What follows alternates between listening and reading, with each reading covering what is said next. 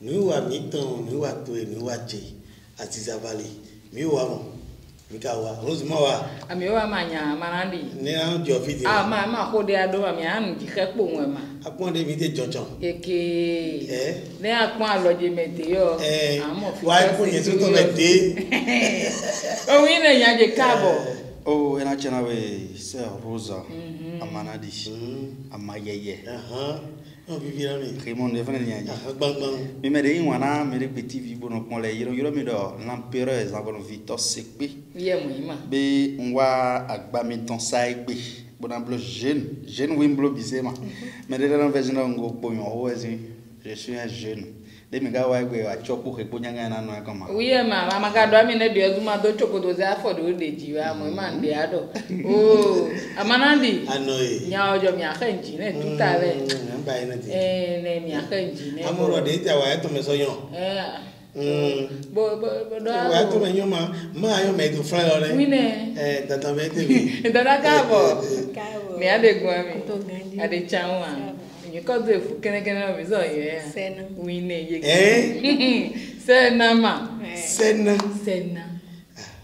Ejiro. Sena nya be holo jiro mo. Holo jiro. No dinde mo no. Ofo. Bona rendina Victor Sekpe. Kaji po ma so fle. Sekpe fla. Nyeto e.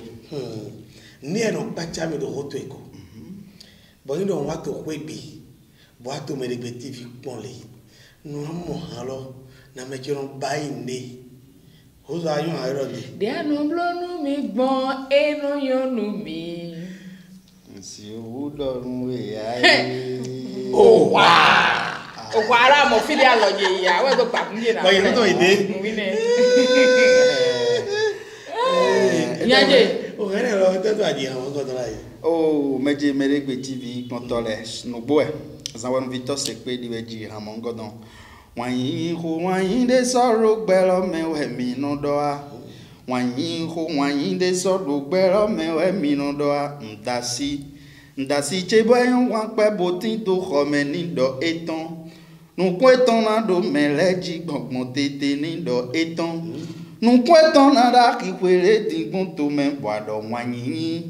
wanyi de ado e kado na nyina Rose ado wanyi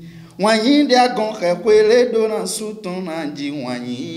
wanyi de so do gbero mewe mi no do de ano imi gbon we no vivinu mi si udonu we ae o wa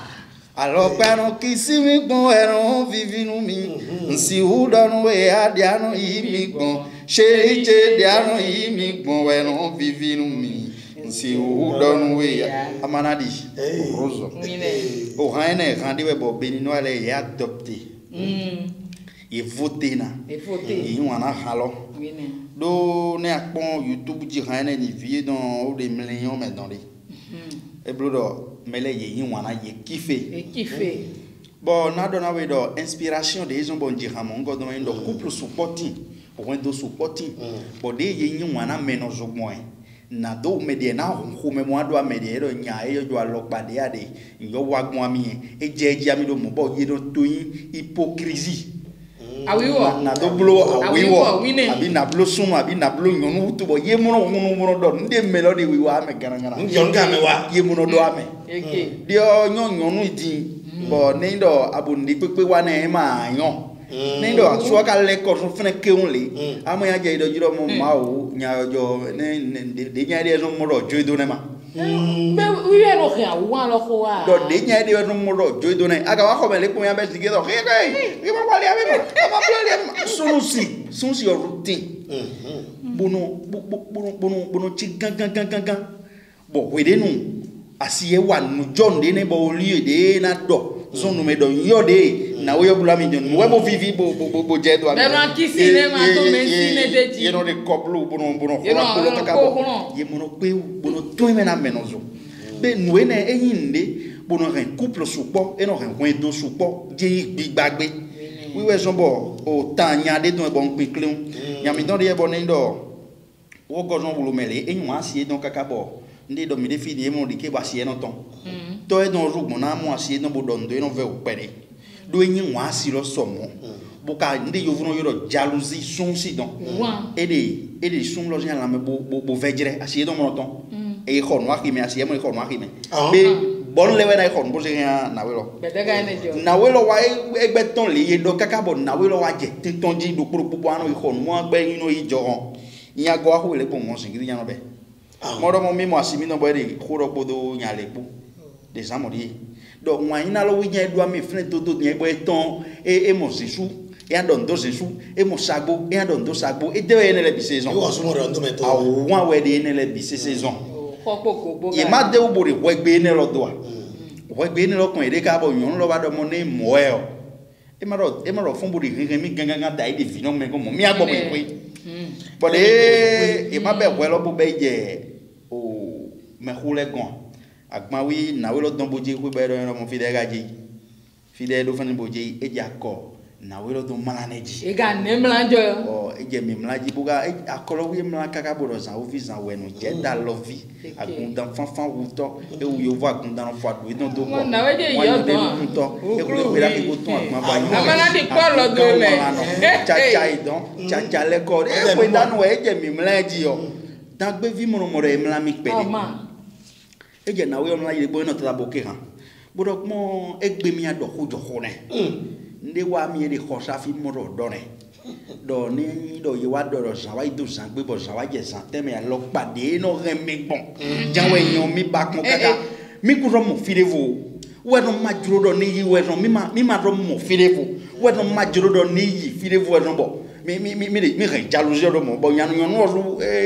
ma do be meje do mi do khonu bo do sa we pe o india no yi mi bon yon no lo ru wa de bo se sake no bo se dai bo do ni wa ma mi se sake dai po mo ma je ko ma nei do yan do ma ho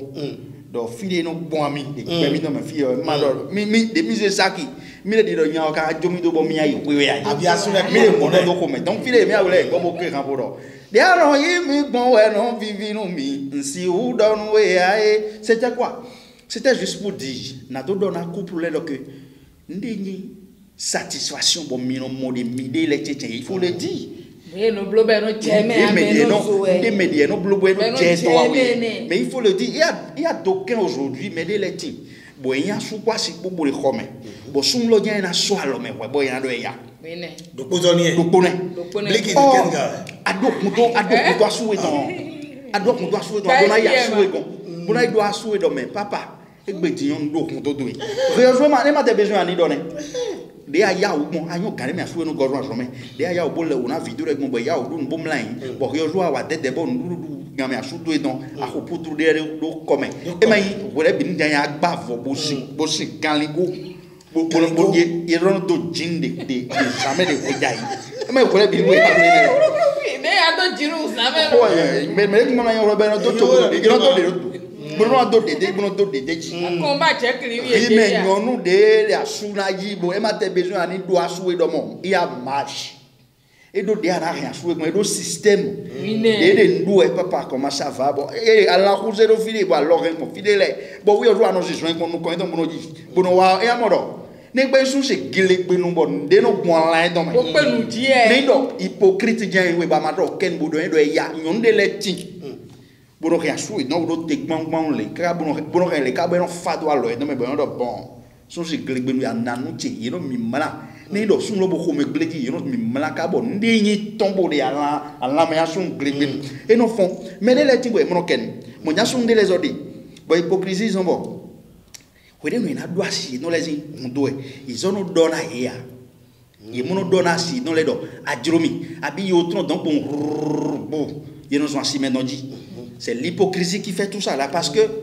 à ma causer à ma prendre temps do ko puto asi bo de zanji bo e yo ne ga mo e yo ne e no jobo sunu mo no nyon alo pade na yi nyon gongon mais de ne no yo do conversation débat de ya sou kwasi pour no blodo zanji ne le et nous on devient mature dedans ye no on nous compte mais be raine on dina yeme de ni les femmes ou bien les hommes hypocrites qui n'aiment pas causer avec des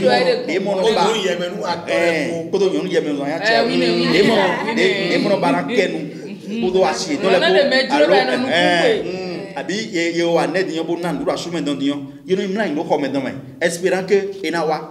Sunu hena go mo très fatigué. Ben agent oui wa tu e na agent bon ndezi mundo ado amodo bore kemwa ba ya do damo jo be do ja fon 5 ene ya ro wa ne o do ma do khie donc ene ou tu agent di halo yo po vous indi ah o ma me khole do voilà un peu nous doit dire rien allez ma bra to horobo ne ndo ne funi e denjai e do po yo mo ni bleki de 15 ah ba me do nyadero do yo jai di gba e ti do mo fleki be ma so pli e wo liwe e ta ku ga liwi wo ma be me de fleti Vito se pe atoi mi mundo apitan lo timbo me to mi pon lo so je koran yi iru apon me da pato re ti yo nu ye re yo mo kun je koro me haroko nyesu mo kun je chebe ngo iti bo ni to fun bo na kan yo de mi ka yo ji han lo bo etele mi wa mo etele wa yo mo do na e bibi na me le we ya bi aso le wa mo bibi ni kan yi o kan yo e o a o ma nya ma do ta for de ji a ma de ko ga ji kan re be aso e ba kan me ro nya ma yin mi ade ya to wi ya no blo be no je je e we so ba do khare khoro mi de den ji han lo ko pun na de khare khoro mi de to mo ya je gbeji we mano ko be bo de han lo ton media ya yi konji bo yi vacances chef voyage ai gboje parce que ni do gbe me fi o ni do ayin mede bo yin wanu asiri kho de me kan frama bo ka yin mede kho tu mezin zin de yin wa wedo de no ren wedo dans où nous toreti de nous nous qu'on arrive de pin me dit la femme mérite toutes les honneurs et tous les respects de ce monde. Si belo me poto de nous fait nous dans les nous si de comme non mais les ironaze bokay na ndo de raison wa do hamongo don di ma donné don de agent wa do hamongo don di ne et ma c'est don de agent wa do hamongo di amon de les photos les publier bon de yo no do publication les don de ko mi de yo mo ko jade yi we de ya yo dum bi ko me ahun je no blo du ero ko gan keke do yo dum wa pon de wa monter lo bi de pele me ro monter le wa jan fin de no bo monter bien mo ro gbeje e ja dan la me ngwa dide nu raison die risque zia zon we risque zia zon ma parce que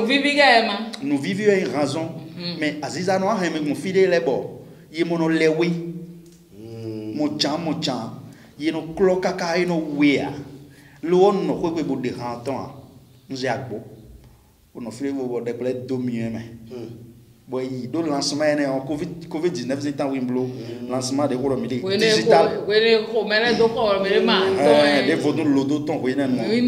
digital lancement digital wimblo ko de sur les plateformes digitaux de lancer ralon no tipo o message no wa portable ji we bomro ngwa dide nu bo ngwa jete bo expliquer do le oui bon aga yin mede bo nu a yin papa de bo amono dog bedia bo ono wa ku be do gamejenyo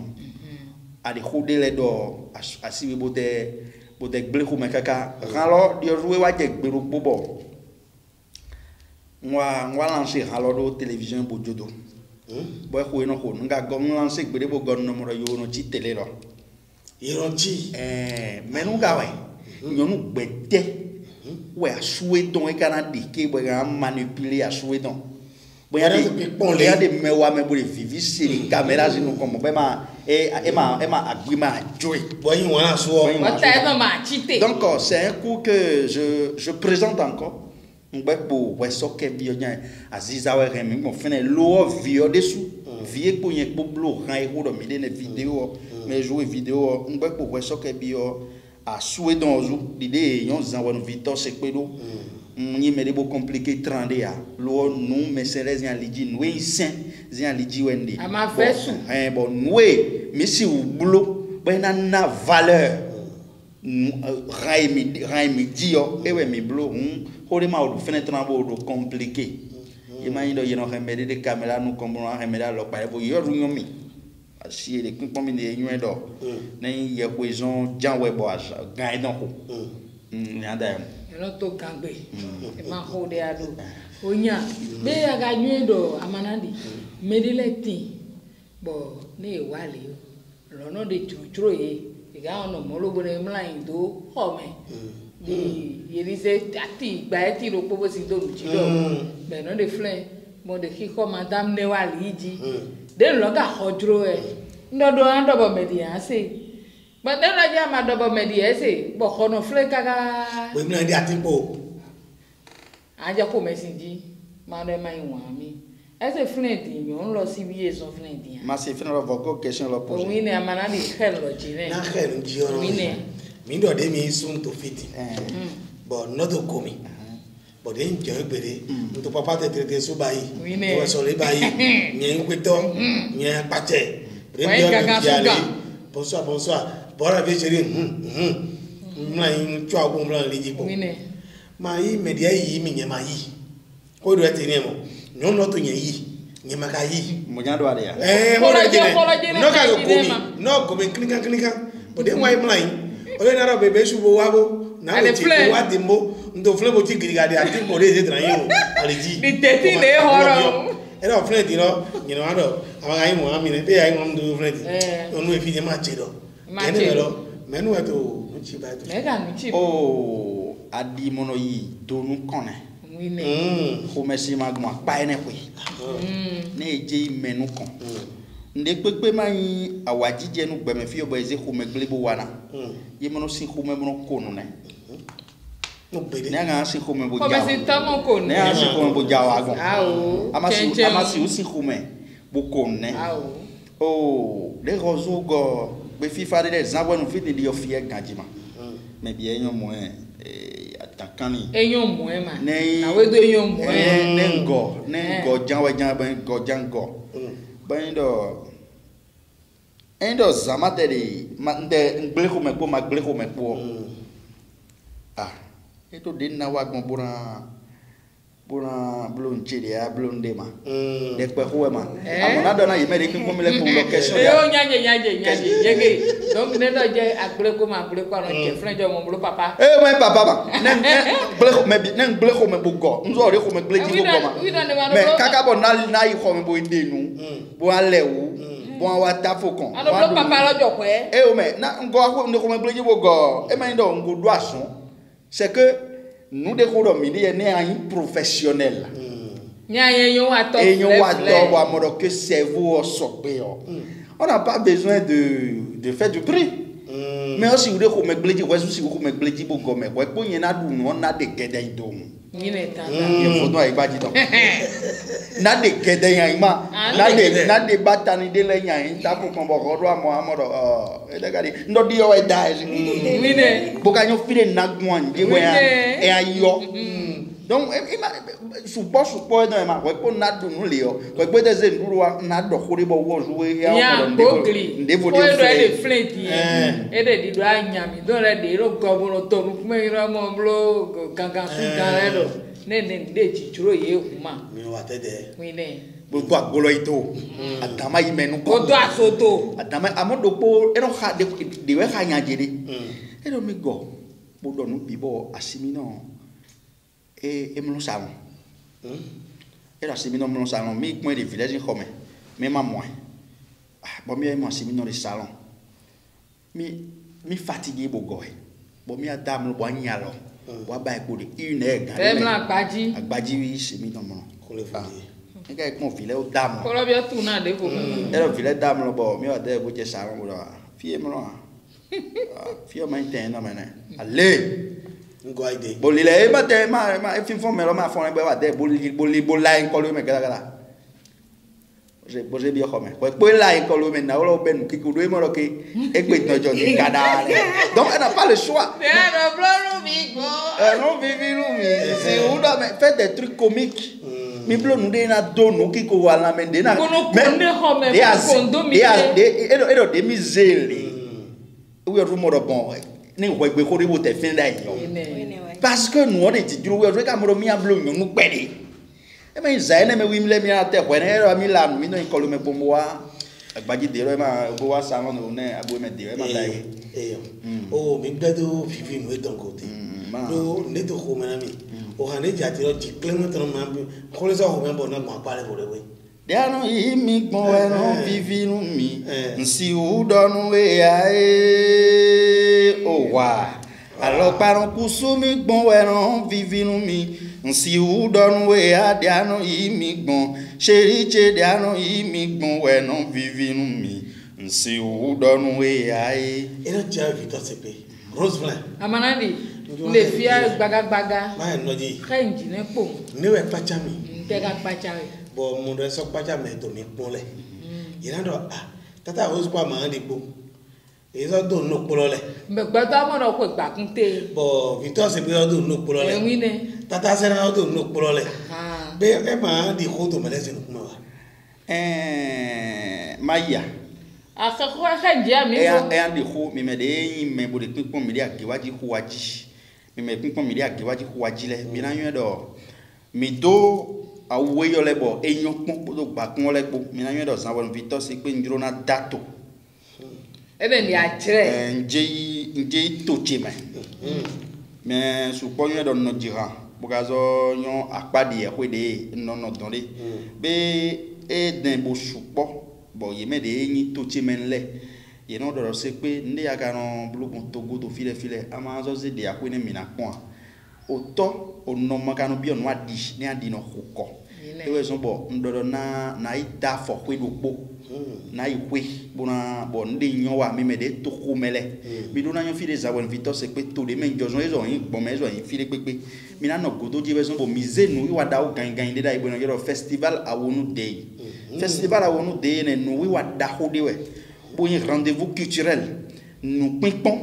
nu hiko nu yin to mi to mezin le da ide me kholezin wenu di ojobo amodo awonu to me kede nu we bo yinu man ne ro ado die dans les médias na da nsumboze wa ado ani fin ya da wo bo médias da nsumboze wa bo no nokpo avec les enfants di pikiniki donc bo mi no nokpo bo no du gbadanda egbe ti yon nu enele walo enele ede yizon misiri Africa gbeji be ene wende zo bodo na khonu na e pepepe amo walo ene de mazori mimo isilo mi na fo gozi wa walo mi no le me be ne do festival won de ko mi de ne nu wa ene na tin bona tin gbere samedi vendredi 20 août au samedi 21 août 2021 nen oui walo na jogmo samedi 20 au vendredi 20 là il y aura une soirée karaoké ne do soirée karaoké hôtel d'Agragbe à oui où est plan mido bon ne yedo a rendre jus to mi no me no le et soupo bon au vi mi don d'Agbe à mon sena fi de oui o ko jande ni aton nous me amide nous wala na jogmo et do soirée karaoké yo ko wa sa dan le Voulez-vous des amanani frères esi to anu me awe ma voulez-vous des frères mo tro anya ma do ta fo de ja ada sa den je si to anu me de halbo sa den donc ya zo mi zo non d'accord nous supona jo voulez-vous les il y a plus défilé de mode bona pa glagla na meho awonu dans les quand sinon support jeti zon yo voto me bon support ka zo le tomi dans me fio bona khonu le vendredi lo bon na ma don ta fo de je ni mi lu quand sinon petele ga wa bode nu lo kan lo anu akode sinon dio zu pa Sepe Victor ne do edo Sepe do nu wa mi anya do diwe ganjanji don no tona ple me gbeta de iroro amical des artistes de la vallée de Lemé a AVO ne do mo hasino su popo de beta mongo do me ne yoro medezin ko ni bojo medezin ko do era ya o wa ina do ple me beta ene don ye me bisezi an fona so gbegbe ne gbe hasino de vole ka zo fi bo jete bo de benin zin e kunbanji bo ne asan lo e de sise po mi na dévoiler na e chen lo ji fi bo hasino mongo do na wa fi bran do ko ye o de tometin bo de va ho bo de amon sunsun na le bo yan ko nu kondo wa nu ko ikaye don za ele me bivet su ponatin bivet tin hôtel à oui mais bon il y a non soirée là pour la promotion de boisson bon mais là non en fin ndé dro yo ya grillade we ndé dro meri boy na du gbe ne ya du ka ba ya on ne wa je samedi 21 lolo ndé yo vno yo ndé do carnaval et na démarrer et na besoin 8h bona kuma won tolo me bi se ko to zagbe tole ko be an ho zagbe tole na ko kai bona jile nu wi do wi don ko me vodun lo ni ante bo ko me vodun le na nya ko fena e kan ko me vodun do ko a on do poser ko me vodun a be to na ton kaka bo be to na ton kaka bo i kon ji tolo me don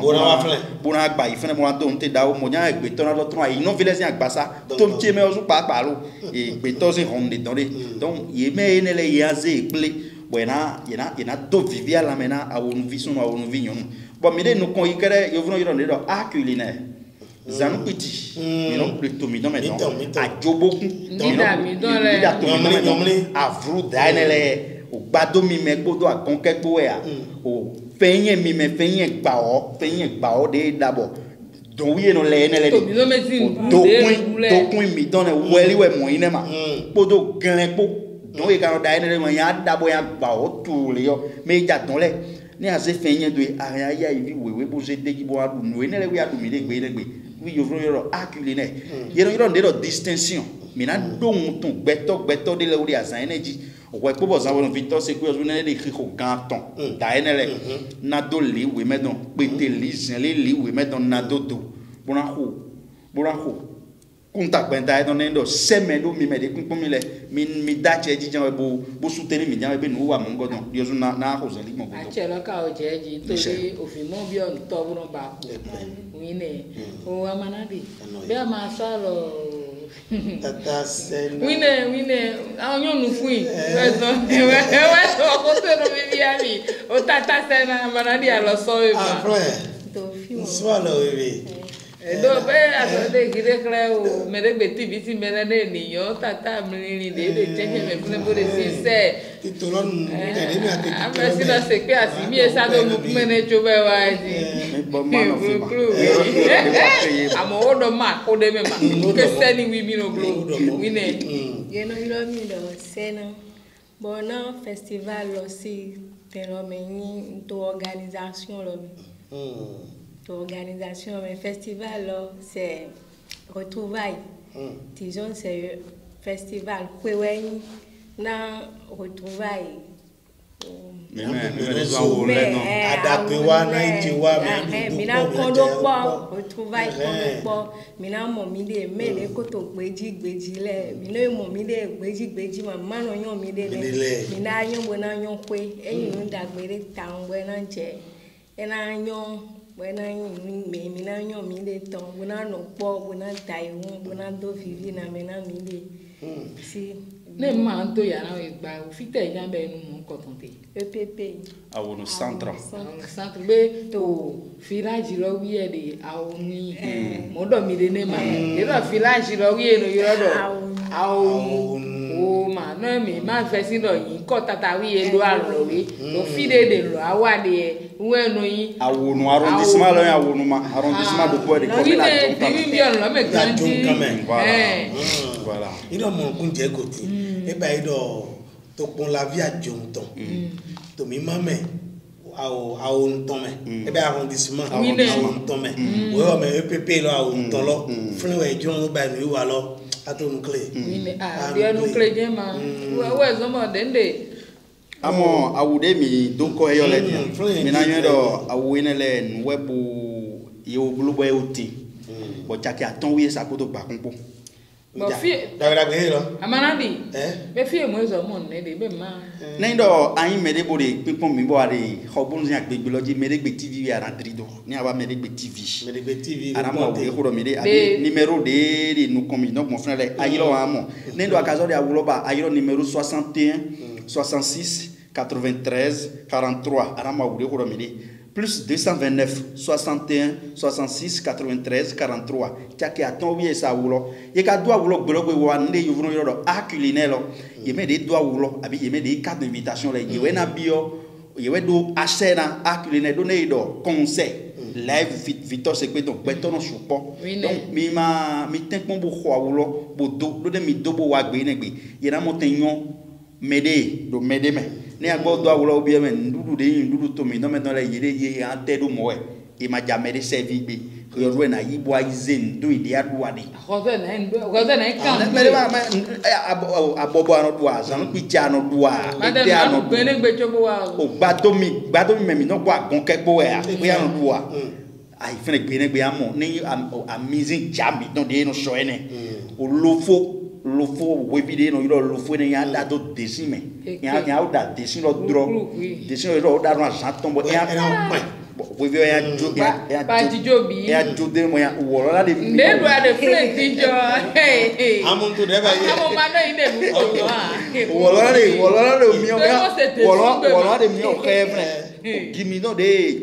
gero hupo kanja pore me ya fo gidogbe mi do le gidogbe wi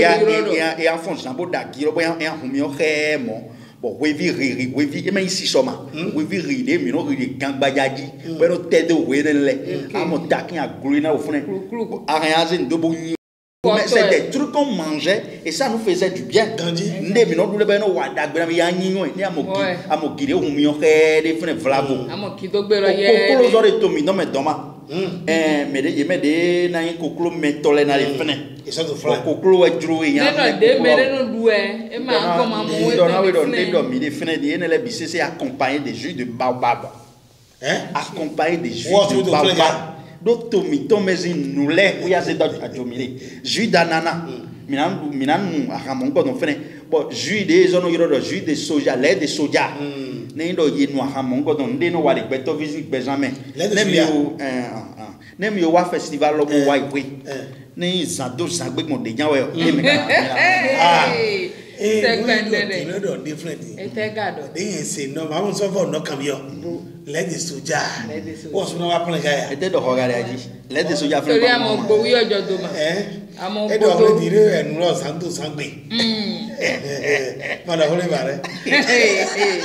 tori ene jo wo to sangbe jo dun e je mo ge ma no kunu we ko nya o mana so no era chera me gba o mi do apaton ya wo lopo do gba kun lopo bo me de ho o agborogbe o suna bi oho e me nduru mi ton lete era bi akpolo de me do bangba we ma fi da ko mi roje to pon conseil mi ton lo pa to be logbe bo na kan bi do bo we ma re timbo me do la na ho po wa ya ka influence na ho te ye me de yin me bro pipon mi de le do o nde blo mi de c'est sur fond propre nde yoro yoro c'est sur initiative Victor Sekpe don we